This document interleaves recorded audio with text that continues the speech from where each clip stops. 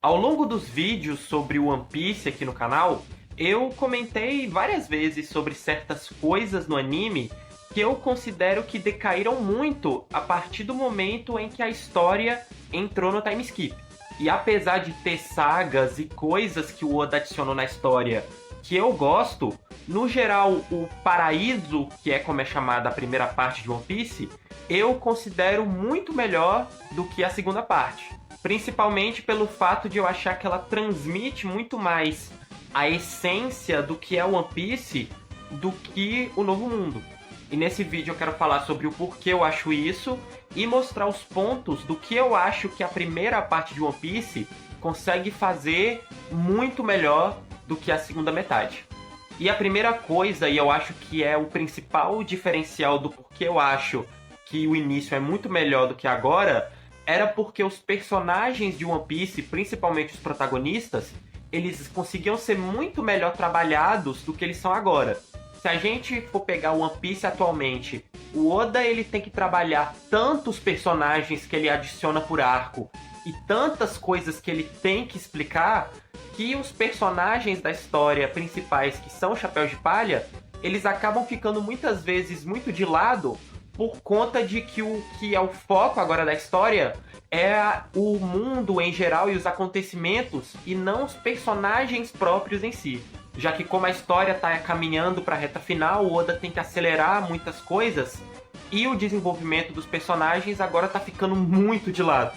E eu acho que isso no início o One Piece conseguia fazer melhor justamente porque como a história ainda estava muito no início e você estava apresentando conceitos, apresentando personagens, você tinha mais tempo para focar na tripulação em si. Assim, o One Piece nunca foi um exemplo de desenvolvimento de personagem, na verdade eu acho que ele está muito longe disso, só que nesse início você conseguia ver que os personagens, pelo menos, eles tinham uma progressão e que eles conseguiam ir evoluindo conforme os arcos forem passando, pelo menos a maioria deles. O Chopper, por exemplo, que eu já fiz um vídeo aqui no canal comentando, ele tem uma evolução muito interessante durante todo o time skip. Cada arco você ia adicionando mais coisas na evolução dele e você conseguia ver que ele ia evoluindo como personagem. Além de outros personagens, como por exemplo o Sop, que tem uma construção muito boa no arco de Water 7, assim como a Robin também. E a tripulação como um todo era muito mais legal de acompanhar, porque você tinha esses momentos de interação deles entre os arcos, onde não estava acontecendo um monte de luta ou 500 coisas acontecendo, e era só eles interagindo entre si. E essa parte o Oda ele sempre fez muito bem. Tanto é que até nas partes mais chatas de One Piece, o Oda conseguia segurar elas pelo fato de que a tripulação era muito bem construída e você tinha muita afeição pelos personagens e gostava muito deles. Só que tudo isso decai de uma forma monstruosa no time skip. O Chopper, como eu já falei, ele que tinha um drama muito interessante no início, nessa coisa dele querer ser médico e das pessoas tratarem ele como um monstro, tudo isso é meio que deixado de lado e ele vira só um bichinho fofinho pra gerar dinheiro. O que, assim, é muito triste, porque ele é um dos personagens que eu mais gostava na história. Além de outros personagens como a Robin ou o Frank, a Robin só aparece para ler Poneglyph e ela tem um mini destaque na luta dela contra a Black Maria em um ano, e o Frank a mesma coisa, ele só aparece para fazer piada ou quando vai ter alguma luta. O único que talvez tenha sido uma exceção nesse caso tenha sido o Sanji, apesar dele no arco da Ilha dos Homens Peixe ter sido praticamente destruído. O Oda consegue consertar isso com o drama dele em Holy Cake. E mais pra frente, ele tem um bom desenvolvimento também no arco de Wano, então o Sanji, ele meio que se salva nesse quesito. E também no caso o Luffy, porque ele é um tipo de personagem meio diferente, ele não precisa de muito aprofundamento, então ele meio que se mantém constante no Novo Mundo também, que nem ele era no início. Mas todo o resto da tripulação, cara, no geral, decai de uma forma muito grande. E um fator muito determinante disso também é que a tripulação no início ela era menor do que ela é hoje em dia. Então, quando você tem menos personagens, você tem mais tempo e espaço para trabalhar cada um. E como hoje em dia a tripulação tem 10 personagens, ou seja, são 10 protagonistas, isso em uma história é muita coisa. Ou seja, o Oda, ele meio que criou uma armadilha na própria história dele, porque ele foi com essa coisa de ter uma tripulação de protagonistas piratas, e pelo fato de ter muito personagem, ele agora não consegue meio que trabalhar ninguém, porque ele tem que dar um mínimo de espaço para todo mundo e ele não consegue administrar as coisas muito direito. E indo agora para o segundo ponto, esse mais exclusivo do mangá, é de que a quadrinização, o desenho do Oda, mais ou menos, era muito melhor do início no que ele é hoje em dia. Porque, vamos lá, se a gente for pegar o traço do Oda, é visível sim que ele consegue evoluir o desenho dele conforme os arcos vão passando. Os personagens no início, eles eram muito simples, assim, eles eram bem cartoon mesmo. E nos últimos arcos, o Oda ele conseguiu melhorar o traço, ele consegue colocar mais detalhes nos personagens, aprofundar melhor no desenho, melhorar os designs, pelo menos de alguns. Só que em contrapartida, a quadrinização do mangá em geral piora de uma forma assustadora com o tempo. Porque um dos pontos muito positivos que o mangá de One Piece tinha é que os quadros eram muito limpos, o Oda conseguia desenhar quadros que eram muito bonitos no mangá. Era um mangá muito fluido de ler, tinha um bom ritmo até, principalmente falando dos primeiros arcos, por exemplo, East Blue. Nesse sentido ele é incrível, Water 7 também, por exemplo, é um ponto onde o desenho do Oda tem uma evolução muito grande, e esse é um dos motivos também desse arco ser tão bom. O desenho do Oda nesse arco evolui muito, só que quando tá ali mais ou menos no final da Saga da Guerra, já é visível que o Oda, as páginas que estão começando a ficar mais poluídas, já começa a não ter um ritmo tão bom quanto tinha no início, e quando entra no time skip, aí a coisa desanda de vez. Porque aí acontece de que agora as páginas são muito poluídas, cheias de balões de fala pra lá e pra cá, um monte de coisa acontecendo, e literalmente tem horas onde você não consegue entender nada do que tá acontecendo numa página. Isso faz com que o mangá hoje em dia ele seja muito mais chato de ler.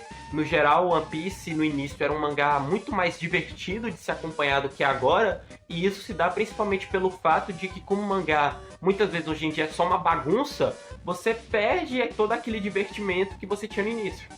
E se a gente for comparar agora com o anime, ele sempre foi muito inferior ao mangá de One Piece desde sempre.